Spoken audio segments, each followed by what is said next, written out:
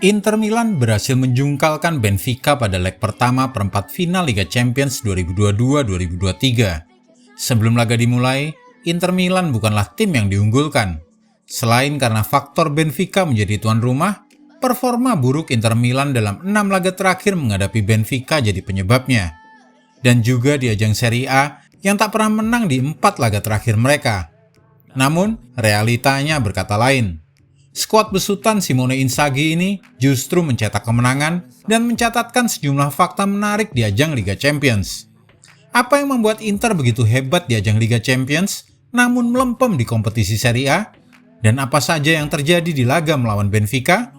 Mari kita bedah satu persatu. Inter Milan hentikan rekor buruk. Inter Milan sebenarnya punya memori buruk jika bertemu dengan tim asal Portugal. Yang menjadi kelemahan terbesar Inter Milan adalah mereka kesulitan mencetak gol setiap laga tandang ke markas tim Portugal. Inter Milan tercatat sudah berhadapan melawan 2 wakil Portugal musim ini. Mereka adalah Porto dan Benfica. Saat mereka bertandang ke markas Porto di babak 16 besar Liga Champions, pertandingan berakhir dengan skor 0-0. Namun kali ini dengan torehan 2 gol tanpa balas di kandang Benfica, Inter Milan akhirnya berhasil mengakhiri rekor buruk tersebut. Jika mau melihat ke belakang, jauh ke belakang, terakhir kali Inter Milan mencetak gol di laga tandang melawan tim Portugal, itu terjadi di tahun 2005 silam, saat mereka bermain di markas Porto. Udah lama banget kan? Benfica hancur di 2 kompetisi. Benfica di musim ini sejatinya adalah salah satu tim terbaik di 5 liga top Eropa. The Eagles tampil impresif di Liga Portugal, Liga Champions, dan seluruh pertandingan kandang. Namun, Benfica tiba-tiba melemah dalam waktu singkat. Benfica baru saja memutus 8 laga tidak pernah kalah di Liga Champions musim ini. Sebelum ditaklukkan Inter, Benfica juga mengalami kekalahan pertama di Estádio da Luz. Kejadian itu terjadi saat mereka kalah 1-2 oleh FC Porto di Liga Portugal. Inter Milan sangat efisien dalam serangan balik. Bisa dibilang, Inter bukanlah tim yang dominan di laga ini. Hanya 42% menguasai bola dan melepas 3 tembakan lebih sedikit dari Benfica. Meskipun begitu, Inter bukan tim yang hanya mengandalkan keberuntungan untuk memenangkan laga ini. Inter justru menang karena efisien dalam serangan balik. Pada setiap serangan, para pemain hanya perlu memainkan 3-4 umpan untuk sampai ke kotak penalti Benfica. 6 dari 9 tembakan yang dilepaskan Inter di laga ini berasal dari serangan balik. 2 wingback Inter salah satu kunci kemenangan. 2 wingback menjadikan serangan Inter jadi jauh lebih hidup. Keduanya dengan cepat menyisir sisi sayap saat serangan balik, lalu melepas umpan silang secepatnya sebelum pengumpan sampai ke kotak penalti. Gol pertama Inter jadi bukti strategi early cross yang dijalankan. Bastoni yang merengsek naik, langsung melepas umpan silang ke arah tiang jauh yang disambut dengan sundulan oleh Barella. Strategi ini lebih berhasil di babak kedua karena support di kotak penalti juga lebih ramai. Tidak hanya 2 penyerang, tetapi juga terkadang dibantu oleh gelandang dan wingback di sisi terjauh untuk naik. Pertahanan kokoh Inter Milan. Hal positif lain dari Inter Milan di laga ini adalah cara mereka bertahan. Terlepas dari fakta bahwa Inter lebih sering terserang, Inter menunjukkan mereka mengalami peningkatan dibandingkan beberapa pertandingan terakhir mereka. Penampilan para pemain lebih energik dan disiplin ketika bertahan. Hal ini yang menyebabkan Benfica kesulitan menciptakan peluang emas. Gonzalo Ramos dan kawan-kawan hanya mampu menciptakan 2 tembakan tepat sasaran dari total 12 tembakan yang tercipta selama laga ini. Nicolo Barella catatkan gol terbanyak. Nicolo Barella sukses membuka keunggulan di menit ke-51 saat ia menerima umpan silang Alessandro Bastoni dengan sundulan. Bagi sang pemain, gol ini menjadi gol ke-7-nya di musim ini. Barella telah mencetak 5 gol di Serie A dan 2 diantaranya tercipta di Liga Champions. Nicolo Barella tidak pernah mencetak gol melalui sundulan sepanjang karirnya di Inter Milan.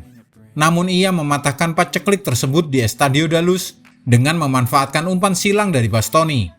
Menurut Opta, pemain berusia 26 tahun ini mencapai rekor gol tertingginya dalam satu musim. Rekor sebelumnya adalah 6 gol, itu di musim 2017-2018. jagoan di Champions melempem di Serie A.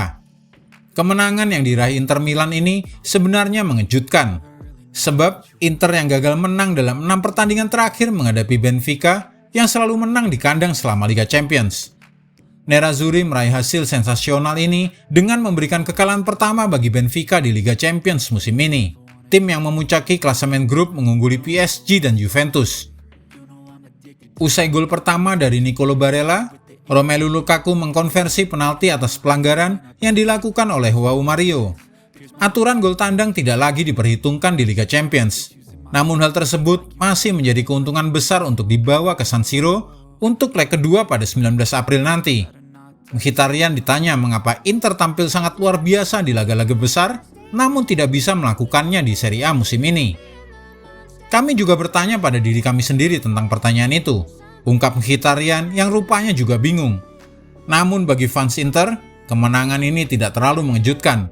Bagi mereka, Inter Milan di Serie A dan di Liga Champions seperti tim yang berbeda. Landasan pemikiran ini muncul karena hal simpel. Simone Inzaghi dikenal sebagai pelatih yang punya spesialis di turnamen. Tapi, gajinya kan bukan untuk menang di turnamen aja kan? Yang paling utama tentu Liga dong, ya enggak? Kemenangan Inter Milan di Liga Champions ini memang tidak terduga, sebab jelas terlihat bahwa mereka tertatih-tatih di Liga Italia. Di Serie A, Inter kini tertahan di peringkat 5 klasemen sementara karena rentetan hasil buruk. Mereka hanya 1 kali menang dalam 5 laga terakhir mereka. Terakhir Inter menang adalah saat mereka mengalahkan Lecce dengan skor 2-0. Kemudian melawan Spezia, Inter takluk dengan skor 2-1. Kemudian melawan Juventus dan Fiorentina, Inter kembali takluk dengan skor 0-1. Dan di laga terakhir Serie A, Inter hanya mampu bermain imbang 1-1 di kandang Salernitana. Benfica termasuk salah satu tim kuda hitam di Liga Champions musim ini. Mereka bermain bagus sejak fase grup dan dianggap sebagai salah satu calon juara kejutan. Scott Simone Inzaghi memang tidak bisa ditebak. Haters yang kerap koar-koar Inzaghi out harus melihat betapa rekor juru taktik Inter itu di babak gugur sangat mengesankan. Kans double gelar pun kini terbuka. Kini Inzaghi memiliki rasio kemenangan di babak gugur di seluruh kompetisi mencapai 75%. Catatan ini tentu patut diacungi jempol untuk pelatih yang kerap dipandang sebelah mata oleh fansnya sendiri itu. Jika Anda menyukai video ini, jangan lupa klik like, subscribe, dan tendang loncengnya agar tak ketinggalan update terbaru dari kami.